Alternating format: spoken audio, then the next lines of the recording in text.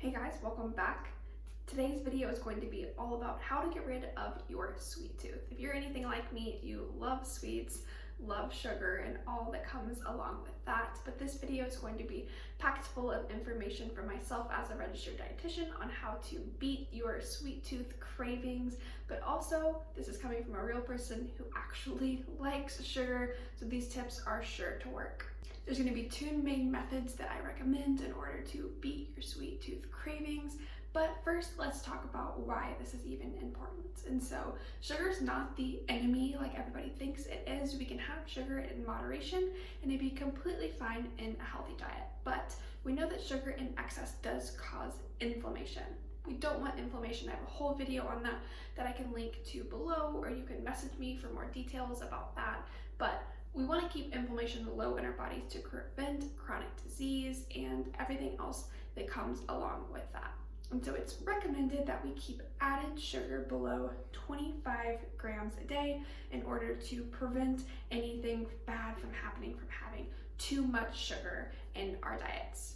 And so while we do want to abide by that rule and consume less than 25 grams of added sugar a day, some of us will just naturally have taste preferences for more sweet things than salty things. I think we also all have a friend or somebody we know who prefers salty things like chips. I'm not someone who often craves anything like that, but I definitely do crave sweets. So just because you crave these things doesn't necessarily mean you have an addiction to sugar like a lot of people think. But now that we know the basics of why and the backstory and dispelled a few myths about sugar and sugar addictions, let's actually get into the video of the two main ways to combat this sugar preference. So the first method for decreasing your sweet tooth cravings is going to be stop trying to fight it so hard. That might sound crazy and completely counterintuitive, but when we actually let ourselves have sugar and these sweet treats, they often lose their novelty. Right? Like if we feel like we can't ever have these foods, whenever we have them, we have so much of them because we're not sure when we're going to let ourselves have them again. This is an intuitive eating principle that I think is really, really important to consider with all foods, but especially sugar. With this rule, you have to know yourself well. Are you just not having any discipline at all in your life? Or are you really just restricting too much to where when you do have them, you have too much of them and it just creates this hold on you? Sugar just has this hold on you since you're not actually letting yourself have enough. A great way to figure out if you actually just need to let yourself have a little bit more sugar to lose the novelty is to try that out. When I do this, what this often looks like is letting myself have these desserts a few times a week if it leads to that, and then all of a sudden, I don't have the craving for them again for a while. And when it sounds good, I know that I can choose that and I can have that. But sometimes I can second guess it and think, does that really sound good? Do I really need that right now? Or would a healthier option suffice? You will eventually get to that place when doing this intuitive eating way of having sugar in your life. But sometimes people aren't quite ready for that and actually just need to establish a little bit more discipline and retrain their taste buds.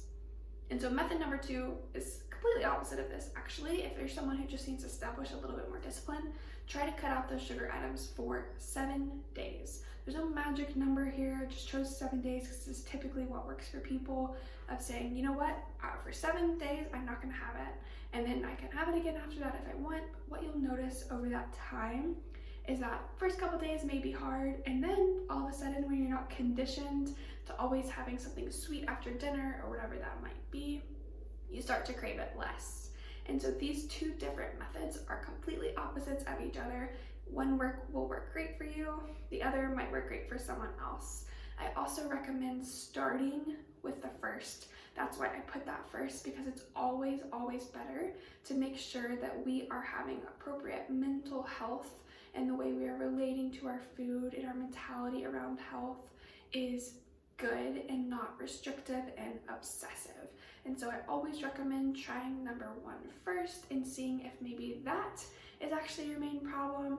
But if you feel like it may be just a discipline issue, or just honestly what you're used to right after dinner is having something sweet, then you could try and break that habit by staying without it for 7 days. And then all of a sudden, if you stop for 7 days, you might notice that things start tasting sweeter, your healthier options start sounding better, and you can use those to curb your sweet tooth craving rather than maybe real full-blown desserts. So what I don't want you to hear me say is that we need to avoid sugar forever to be healthy. That is not the case. We need to limit it a little bit if we want to decrease inflammation and, quite honestly, just feel our best. But some people actually need to let themselves have it a little bit more to avoid that hold that sugar might have on them. Other people, you know who you are, probably just need to have a little bit more discipline. Try to cut it out for 7 days and see if you can retrain your brain if you're commonly used to having something after dinner. Of course, not being able to talk to each person one-on-one, I'm not sure the direct method that might be helpful for you. So if you have specific questions, leave a comment on the section below. Feel free to message me on Instagram or reach out for a one-on-one appointment or join my upcoming 4-week program for more personalized support.